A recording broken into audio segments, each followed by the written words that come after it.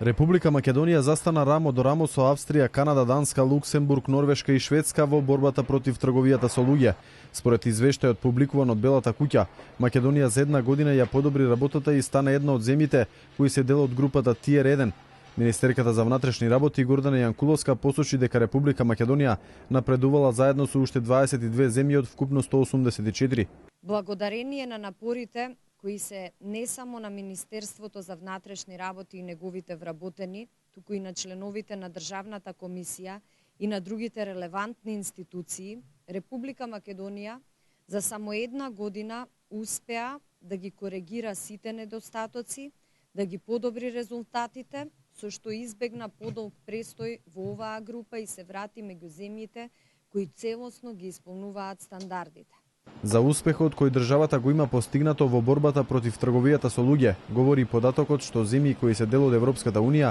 како Грција, Бугарија, Унгарија, Романија и Чешка, се уште се наоѓаат во групата држави кои не ги исполнуваат стандардите за борбата против трговијата со луѓе. За Јанкуловска овој извештај е дополнителен мотив во определбата на МВР да се справува со трговијата со луѓе, почитувајќи го човечкото достоинство како и правата и слободите на поединецот.